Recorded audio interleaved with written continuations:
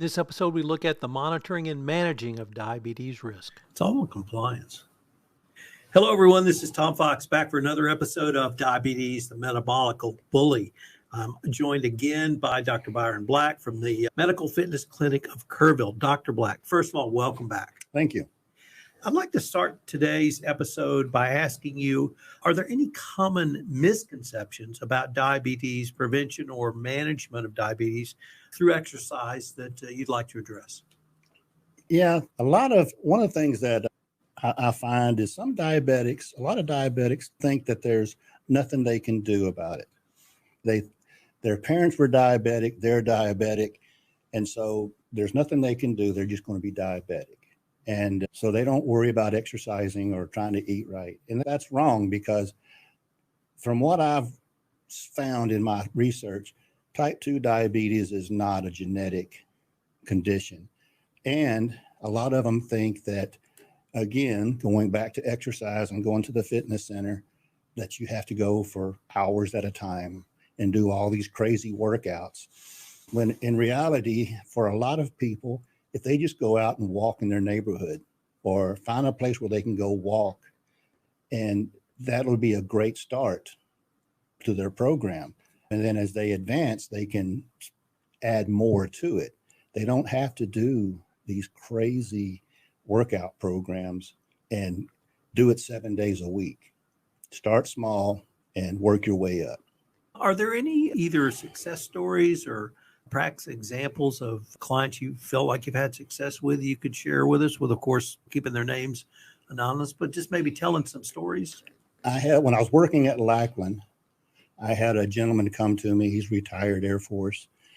And he got scared because his mother was diabetic, and he saw all the things that she had to go through as a diabetic, the doctor's appointments, the needles, the medications.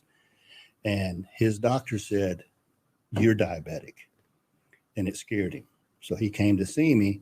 And I will say that his body composition and his overall health was not good. He had 50% body fat. So half of his body was fat. And I told him, I said, if you can just start walking, you'll see some benefit in no time. And he took that to heart. He went and found a group of guys that walk at the baseball field every day, and he went and joined them.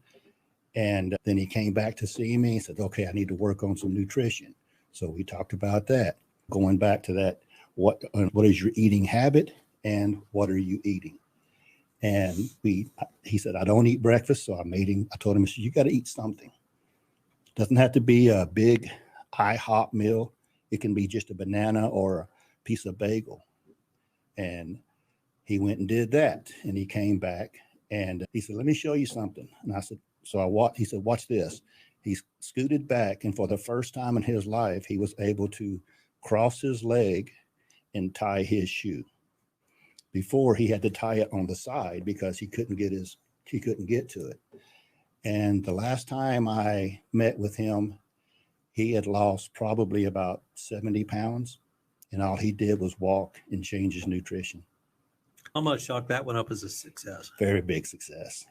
So what about, I come from a different world where we look at business risk, and there's a process involved, and that starts with you assess your risk, you put a risk management strategy in place, you monitor the results of that strategy, and then you improve as appropriate based upon your ongoing monitoring.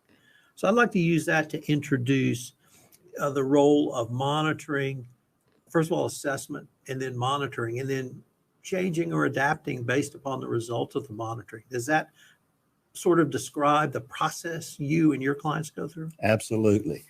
First thing we do with our clients is we do what I consider a really comprehensive assessment. I got to find out where you're at before I can start making your programs. I don't want to overdo it, but I don't want to underdo it. I want to start a program that works right where you're at. And we'll do that assessment, which includes walking, strength, body composition, and metabolic rate.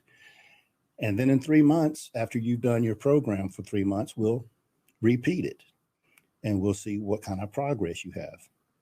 And from there, we'll change goals and change programs to make sure that maybe we didn't get quite the improvement in one area that we were expecting.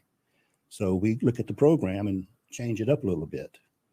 And then in 3 months again, we'll do the same thing and keep working that to get you toward the healthy lifestyle.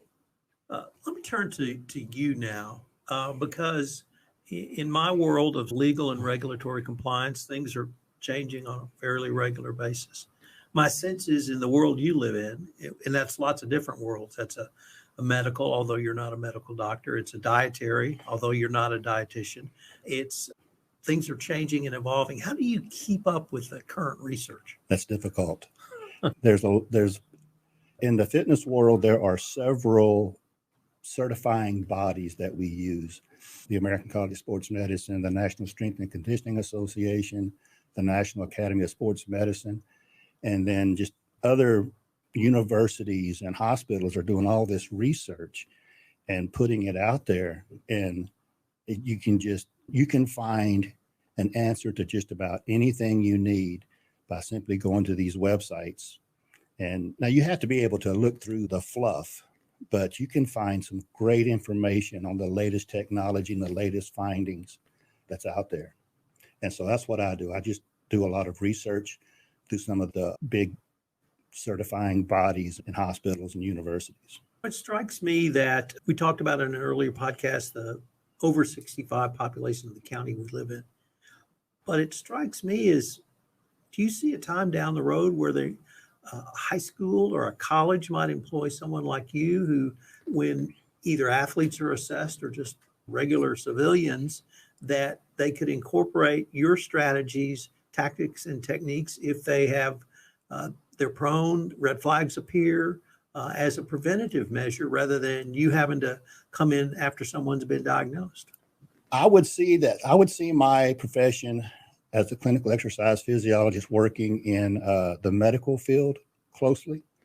And at times when money is available, my exercise physiologists are hired by a lot of the medical centers.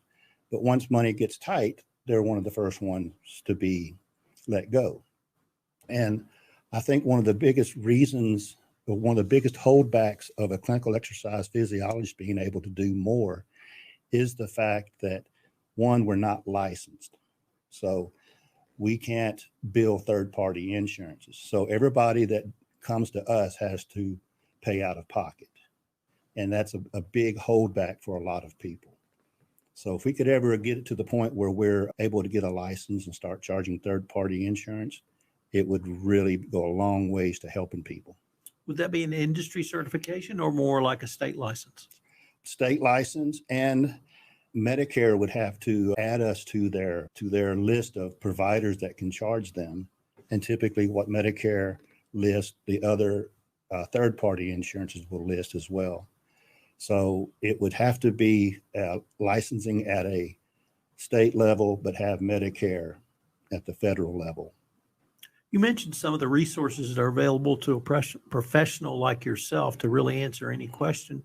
What if someone came to you and they'd just been diagnosed, thought they might be, or perhaps a parent who wanted to research for their children? Where could they at least start other than Googling diabetes? I'd go to Google and look up some of the major institutes like Johns Hopkins and places like that and see what they have on it. And when I would look for books, I would find books that had research in them. A lot of people will write books on how they lost weight or how they did something, and that just may not work for you. What they did may not be a good program, because our fitness, our health needs, our physical needs, and our nutritional needs are as unique to us as our thumbprint. And so what you do to keep your health going may not work for me, and it may not work for Andrew. So you have to really read through everything and find out, is research backed? If I write a book about diabetes, it's going to be full of research articles that I went and read. Because I don't want it to be my opinion. I want it to be data. I want it to be truth. I'm going to give you a soapbox here, and I want you to talk to the medical profession about the benefits of incorporating exercise into a diabetes prevention or management program. If you had the chance to talk to physicians, what would you tell them? I would tell them to refer their people over to me, refer their patients to me so I can help them with the improving their lifestyles. Anytime you read about diabetes and you read about medications and diets and everything, there's always a little line somewhere that says include exercise and good nutrition. But that's not really focused on it. It's always the medications. I would tell them, refer your people to me. Let me help them. And if our listeners wanted any more information on you, or to contact you directly, or to find out about the Medical Fitness Clinic of Kerrville, where would be the best place or places for them to go? They can come by Peak Fitness at 1337 Bandera Highway and see me there, or they can call me or text me at 210-569-4129. Email me at byron@mfcok.com, or go to my website, www.mfcok.com. Dr. Black, I thank you for taking the time to visit with me, and I look forward to continuing our conversations. Thank you. This is Tom Fox again. I hope you've enjoyed this episode of Diabetes, the Metabolic Bully. If you've enjoyed this episode, I hope you'll subscribe, rate, and review wherever great podcasts are listened to. Diabetes, the Metabolic Bully is a production of the Texas Hill Country Podcast Network.